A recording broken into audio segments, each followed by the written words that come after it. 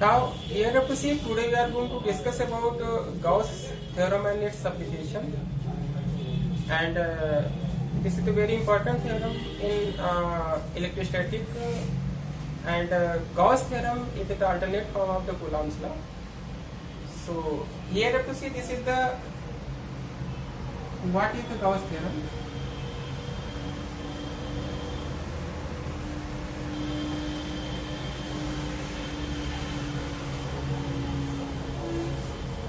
So Gauss theorem, it is related to any arbitrary closed surface. Means suppose we are taking any arbitrary closed surface like this one, and it is enclosing some charge like that or like that. So suppose these arbitrary surfaces are there, and in that these arbitrary surfaces they are enclosing some charges. Then the total electric flux linked with these arbitrary surfaces, this phi, this is equal to Q in, means total charge enclosed by this surface divided by what? Epsilon naught. So this is the statement of the Gauss theorem, right?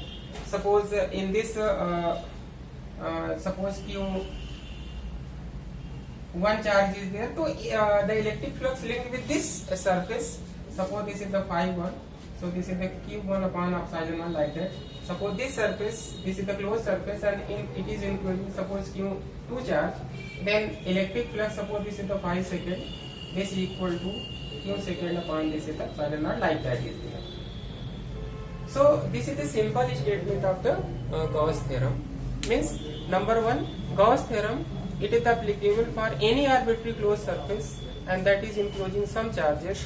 So then electric flux linked with that surface, this is equal to total charge enclosed by that surface divided by what? Epsilon naught. Now here you have to see proof of this theorem is Gauss theorem.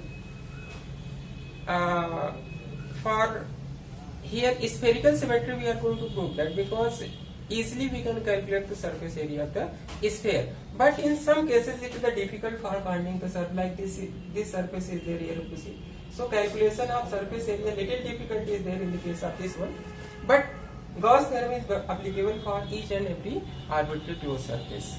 So simple proof, or one particular proof of Gauss theorem you have to see for spherical symmetry.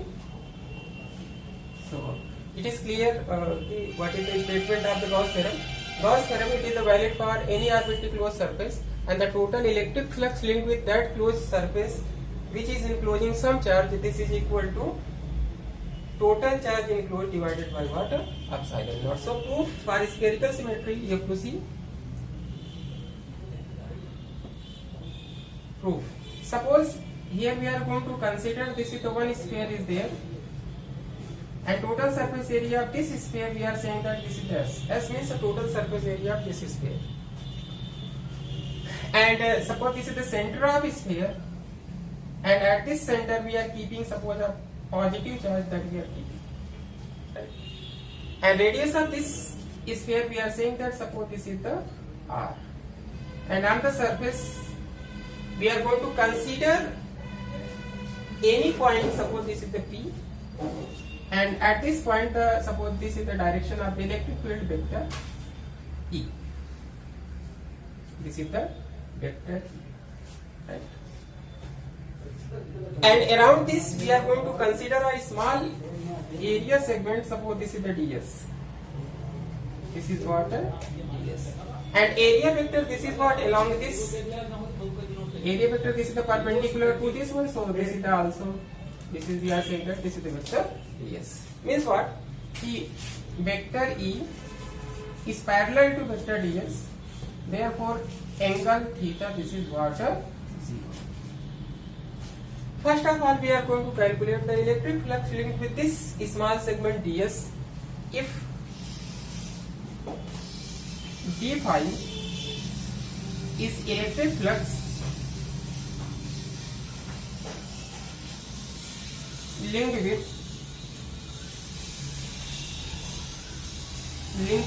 small segment ds. So by definition of electric flux here you have to see d phi, this is equal to vector E dot vector. Now here we are going to use the dot product of the two vectors. So this is equal to magnitude of vector E, magnitude of ds, and then after cos 0 degree. And you know cos 0 degree, this is what? 1. So this is just simply what we will get.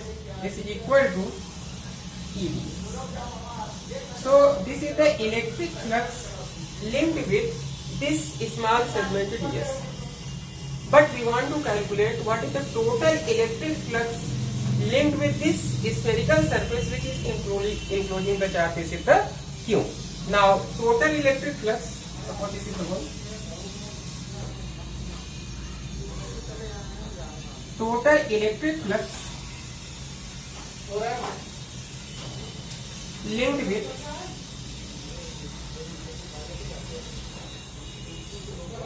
with sphere of surface area S, this is what S, surface area this is S, surface area this is S, right? So here if you see, this is the equation 1, only you have to indicate that because this is the small segment. Suppose ds, it is made up of by the so many small segments ds, right? So integrating 1, integral of ds d5 from 1, this is 1. So and here this is the along the surface we are going to indicate this is what E ds.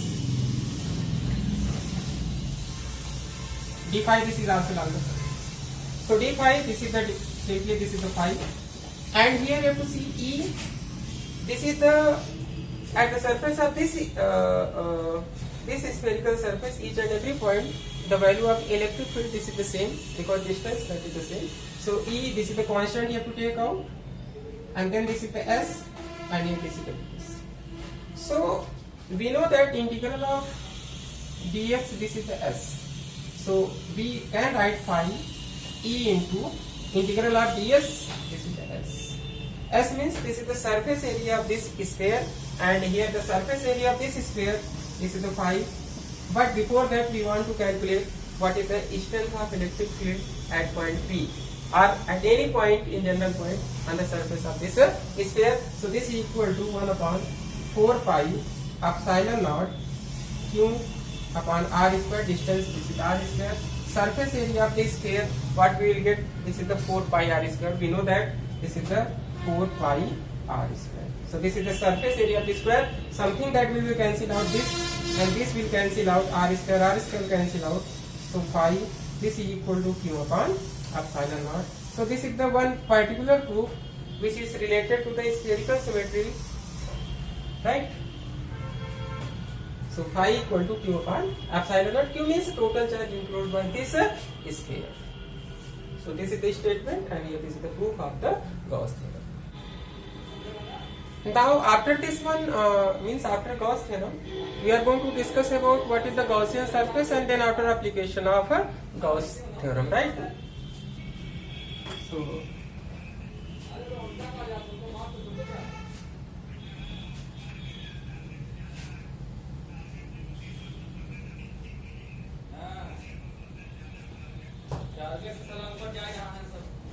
So here you have to see what is the meaning of Gaussian surface.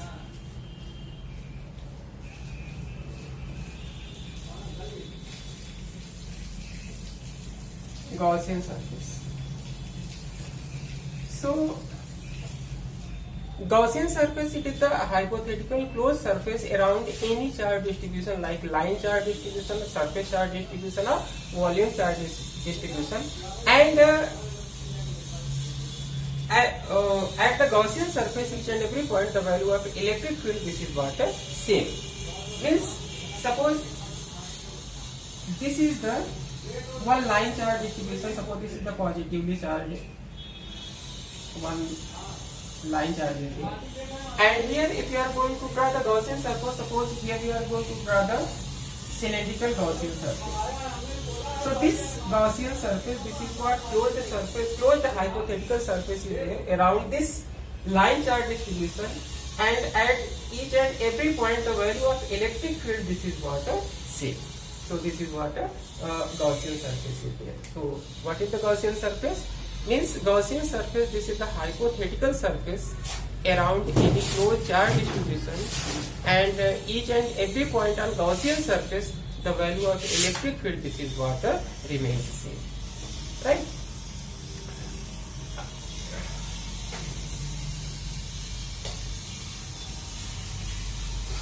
After this one, we are going to discuss about the application of the Gauss, applications of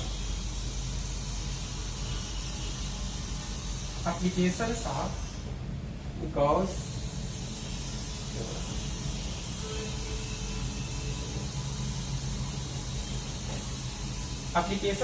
theorem.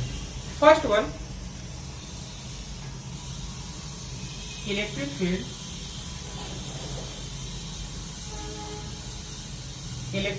due to infinitely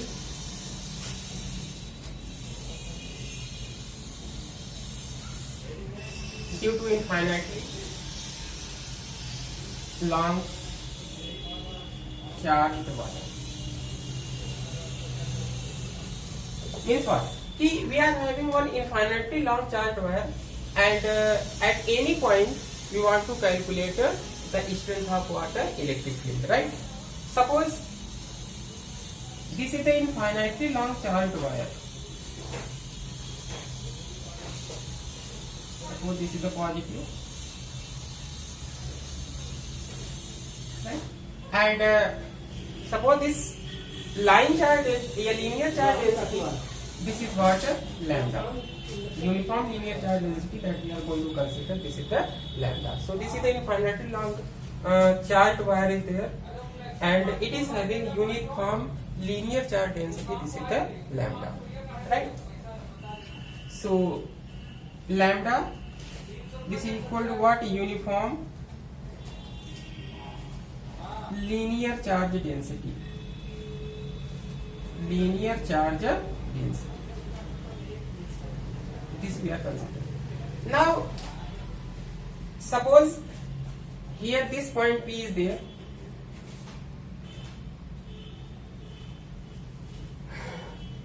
or in this side. Suppose here this point P is there, and at this point we want to calculate the strength of what? Electric field, which is R distance from this wire, infinitely long wire, right? So for calculation of the electric field at point P due to this infinitely long wire, here we are going to take the help of the Gaussian surface.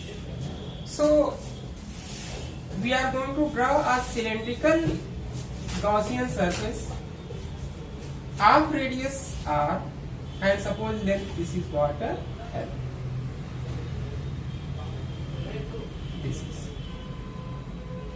This is what we are saying, that this is the Gaussian surface of radius R and length here, right? Now after this one you have to see, here you have to see, suppose this is the first surface, and then after this is the second surface, and then after here this is the third surface is there. Now we want to calculate the total electric flux linked with this surface, means this Gaussian surface. Here you write this is the Gaussian surface. This is the Gaussian surface. Suppose this surface, this is the first surface that we are saying that this is the S1, and here this is the second surface that we are saying that this is the S2, and this is the third surface, total surface area, suppose this is the S3 is there. Now here you see this is the positively charged wire is there, so electric field, the direction of electric field is like that, means these are the electric fields like that.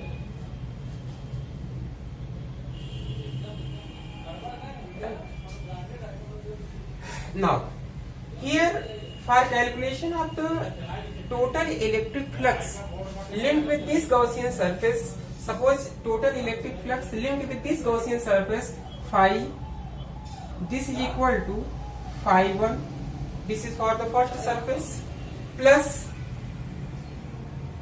phi 2, this is for the second surface, and then after this is the phi 3, this is related to third surface. Means three surfaces are there, this is the first, second, third. So total electric flux linked with the Gaussian surface, the sum of all individual electric flux related with the different surfaces. Now after that we want to calculate phi 1, phi 2, and then after phi 3, then we can easily calculate total electric flux linked with this Gaussian surface. So for phi 1 means for first surface, if phi 1, this is the electric flux linked with this upper surface, right? So for this one we are going to consider, suppose this is the small segment area that we are calculating. Suppose this is the ds1, this is what ds1. So area vector, this is the perpendicular to this one, this is the area vector, this is the vector ds1, and here you have to see the direction of electric field is what, in this direction, means this is parallel to this is the vector. So here you have to see these, and they are the perpendicular to each other, means angle, this is what, 90 degree. This angle, this is what, 90 degree. So phi 1 when you are going to calculate, so this is equal to total electric flux linked with this first surface. Suppose this is the phi 1, so this is the integral of over the surface S1, this is what, vector E dot vector ds, right, along the surface. This is because this is the closed surface, so here we are making the closed surface cyclic integral, there is no problem. So this is equal to what, here cyclic integral, this is the S1. Now here I have to use the dot product angle, this is the 90 degree. So this is the magnitude of vector E, magnitude of ds1, and then after this is the cos what, 90. So we know that cos 90 degree, this is what, 0. So there is no need to calculate this integral, right? So the value of this is what, 0, because cos 90, this is equal to 0. It means that the total electric flux linked with this upper surface, this is what, 0, right? First we are calculating. Now for second one, here you have to see, for phi 2, means for this curved surface, right? So here, suppose this is the another small area element, this is what, ds2, and that area vector which is the perpendicular to this, means this is the area vector, this is the ds2, we are saying that, and in same direction, this is what electric field, this is what E, right? Vector E, suppose we are saying that. So in this case, for the second surface, you have to see that vector E and vector ds2, they are what, in same direction. Therefore angle, this is what, 0 degree. Now we want to calculate the total electric flux linked with this curved surface. So this phi 2, this is the cyclic integral over S2, this is what, vector E dot ds2 vector, right? In that angle, this is the 0 degree. So dot product when you are going to use, cyclic integral magnitude of vector E dot product and ds2, and then after cos 0 degree. You know cos 0, this is what, 1. So this is equal to cyclic integral over S2. So this is the E1 is simply this thing. So E ds2. E you have to take out, and then after ds2, cyclic integral over S2. This is the ds2. So this is the E integral of this, means S2.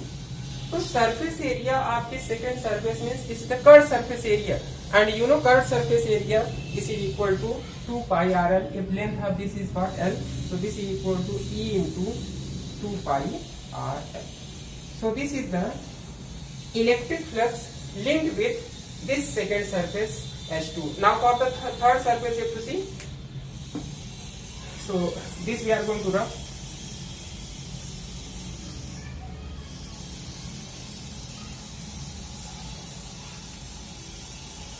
Now for third surface, Suppose here this is the phi 1, this is the equation 1, and then this is the phi 2, here this is the equation 2, right? Now electric flux linked with this third surface means here see, for that we are going to consider, suppose this is the small segment and here this is the ds, so area vector this is what, ds2, ds3, and here this is the ds3, right? So this is the direction of electric field. Again similar thing is there, the area vector and this electric field vector E, they are making the 90 degree, therefore the electric flux linked with this third surface, this is also what, 0, but one line here to see. If phi 3, this is the total electric flux linked with this surface third, this is equal to, in cyclic integral over S3, this is the vector E dot ds3, right? So dot product here if we use, this is the cyclic integral, magnitude of vector E, magnitude of vector E, magnitude of ds3, and then cos 90 degrees. So cos 90, you know, this is the 0, so entire, this is what, 0. So phi 3, this is also what, 0. Reason is that cos 90, this is the 0. Now total electric flux linked with this Gaussian surface, suppose this is the star. So from star, total electric flux linked with this Gaussian surface phi, this is equal to phi 1, this is what, 0, phi 2, this we are calculated, E into this is the 2 pi RL, and then after this is also what, 0. Now after this one you have to see this we are going to write.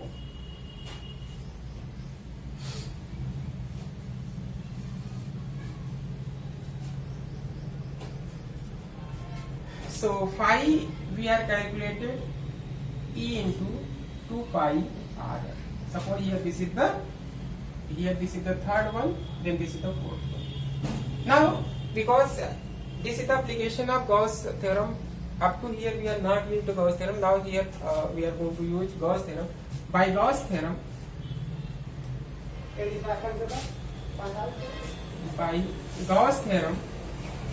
phi equal to Q upon epsilon. This is the Q is what? Total charge enclosed by Gaussian surface, where Q, this is equal to total charge enclosed by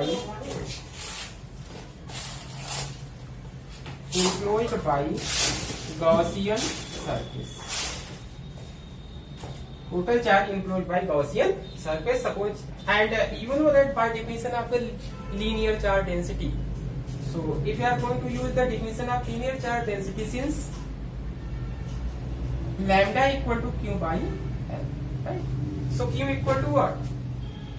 Q equal to lambda into L. So here if you put, so phi equal to lambda L upon, this is the epsilon naught, here this is the fifth one. So here this is the phi, and here also this is the by Gauss theorem, this is the phi. So LHS are equal. So now on comparing equation 4 and 5, what we get here to see. This is a very important application for your examination point of view. Now from 4 and 5, what we will get? E into 2 pi RL, this is equal to lambda L upon epsilon naught. So L, this is the cancel out. So electric field, this is equal to lambda upon 2 pi epsilon naught. Right? So from this one, it is clear that E is directly proportional to lambda, means when we are increasing the linear charge density, with respect to that at point P electric field, the value of electric field, this increases. Second thing is there, E is inversely proportional to 1 by R, means if you are increasing the distance from that wire, then the electric field, it is gradually decreases, right?